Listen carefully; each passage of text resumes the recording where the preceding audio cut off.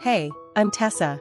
I thought I was living the American dream. I was married to Mike, the guy I'd liked since high school. We had a cute house in the suburbs, matching coffee mugs, the whole thing. I even got along with my in-laws at first. Karen and Bob seemed nice, always inviting us over for Sunday dinners, but that changed quickly.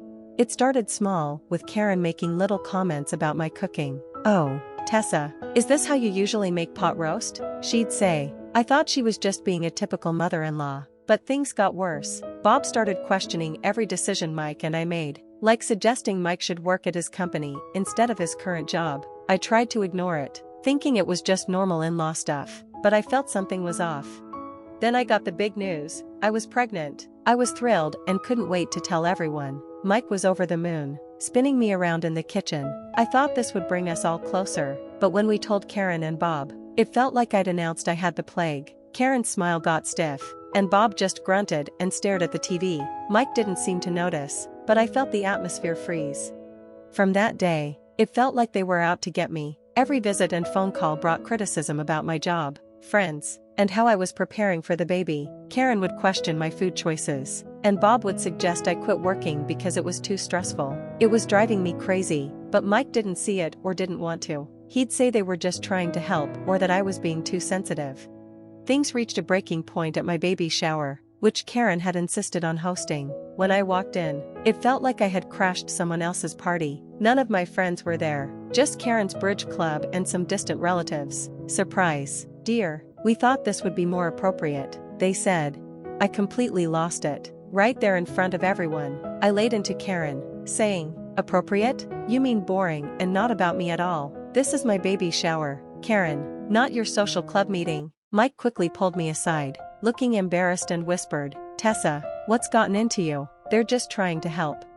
That's when I realized they had gotten to him. Somehow, my in-laws had turned Mike against me. The argument that followed was intense. Harsh words were exchanged, tears were shed, and by the end of it, I was standing on the porch with a suitcase while Mike closed the door on me. He said, "I think you need some time to cool off, Tessa. Maybe stay with a friend for a while." Just like that, I was out, pregnant, alone, and wondering how my perfect life had turned into a nightmare. There I was, pregnant and kicked out. Classy, right? For a few nights, I even slept on park benches, feeling like the world's biggest loser. Then, I remembered Jade, my old college roommate. I hadn't spoken to her in ages, but desperate times, right? I showed up at her door, looking like a total mess. Jade's eyes went wide. "Tessa, holy, what happened to you?" The next thing I knew, I was crying on her couch, pouring out the entire awful story. Bless her heart, Jade didn't hesitate for a second. She said, "You're staying here." End of discussion. So there I was, crashing in Jade's spare room, feeling like a charity case, but Jade wasn't having any of my pity party nonsense. "Get your butt up, Tessa, we're going job hunting," she said. Easier said than done when you're walking around like a waddling penguin, but Jade was determined. We hit every business in town, and just when I thought we were done, boom, baby decided it was time to make her entrance. I'm in the hospital, squeezing Jade's hand so hard it feels like I'm trying to juice an orange. She's right there with me, cheering me on. "Come on, Tessa, push, you got this." And then, just like that, Lily arrives, this tiny, screaming bundle of awesomeness. The moment I see her, it's like my life flips. I've got someone to fight for now. Jade helps me get back on my feet, watching Lily while I work 2 jobs. It's exhausting, but I'm making it work. One day at the diner, I overhear some guys talking about real estate. "Man, I can't believe that dump sold for that much. Location, location, location." Something clicks in my head. I start reading everything I can about real estate. Jade thinks I've lost it. "Real estate, Tessa? Are you sure?" But I've got this fire in me. I study like crazy, pass the exam, and before I know it, I'm showing houses. On my first sale, I'm shaking like a leaf, but I close the deal. It hits me, I can do this. Fast forward a couple of years, and I'm thriving. I've got my own agency, Lily's in preschool, and life is good. Then one night, I'm at a fancy industry dinner, chatting with some big shots, when I overhear something. "Yeah, old Bob's in trouble. Heard they might lose the house." My ears perk up. "Bob who?" I ask, trying to play it cool. "Bob Thompson. He used to be a big deal, but now he's drowning in debt. Shame about the house, it's a real beauty." I almost choke on my champagne. Thompson, my former in-laws. The ones who threw me out like I didn't matter. Right then and there, a wild idea starts forming in my head. It's risky, probably a terrible plan, but I can't shake it. I grab my phone and shoot a text to my lawyer friend. Alex, need to talk. Got a proposition for you. How do you feel about shell companies? Alex replies almost instantly, Tessa, what are you up to? I grin, feeling like the cat that swallowed the canary. Oh, nothing much, just thinking about getting into the landlord business. As I leave the dinner, my mind's racing. This is it, my chance to turn the tables and show them exactly who they messed with. Watch out, Thompson family, because Tessa's coming back, and this time, I'm the one holding all the cards. So there I am, scrolling through foreclosure listings like it's my new obsession, and bam, I find it, the Thompson house. I almost spit out my coffee. I call Jade right away. You're not going to believe this. Tessa, it's 3 a.m. Someone better be dead or on fire. Remember that crazy idea I had? It's go time. The next morning, I'm in Alex's office, laying out my plan. He looks at me like I've completely lost it. Let me get this straight, you want to buy your in-laws' house through a shell company? Bingo, can you make it happen or not? Alex sighs, rubbing his temples. It's not illegal, but Tessa, are you really sure about this? I lean in, dead serious, more sure than I've ever been about anything. For the next few weeks, we work out all the details. Jade thinks I'm nuts, but she's in my corner. If this blows up in your face, don't come crying to me, but also, I've got bail money ready. The day of the auction, I'm a ball of nerves. Alex is bidding on behalf of our fake company, and I'm in the back, trying not to throw up. Going once, going twice, sold to Karma Properties LLC.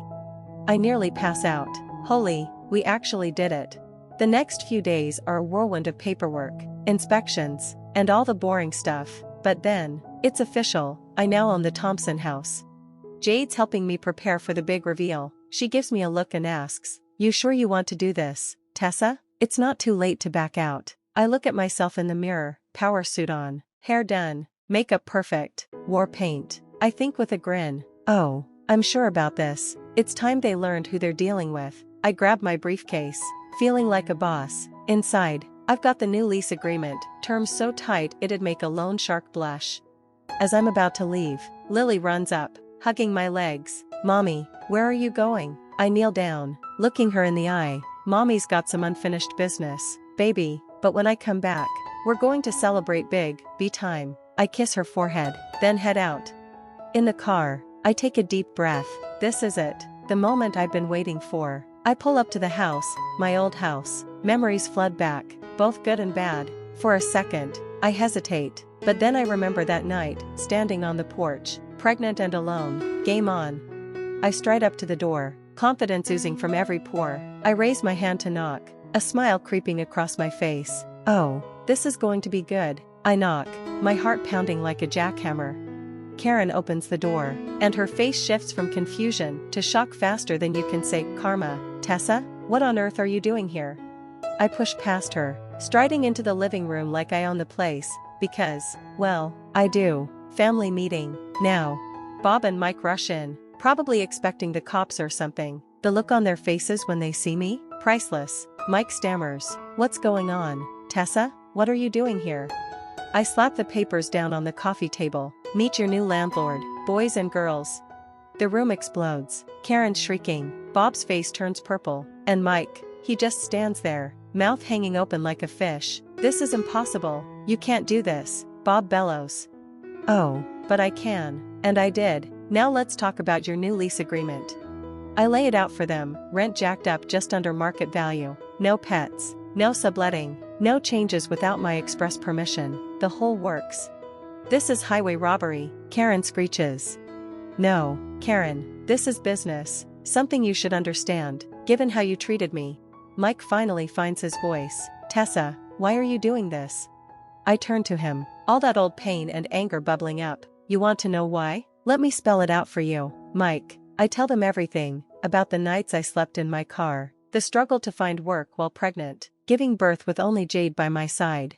While you were here playing happy families, I was out there fighting to survive, for me, and for our daughter. Remember her, Mike, the baby you kicked out along with me? Mike looks like I just slapped him, stunned into silence. But you know what? I made it. I built a life, a career, all on my own, no thanks to any of you. Bob tries to put on a tough front. We'll fight this. You can't get away with it. He blusters.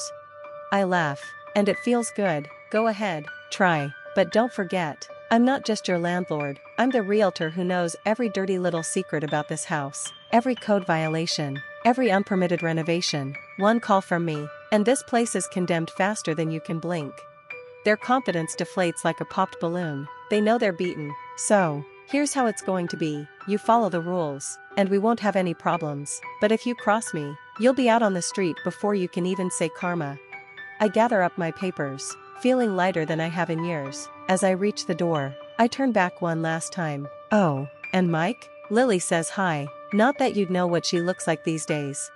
I walk out, head held high. Behind me, I can hear Karen sobbing and Bob cursing, but all I feel is peace. I did it. I took back my power, and it feels damn good. As I drive away, I can't help but smile. Lily's waiting for me at home, and we've got some celebrating to do.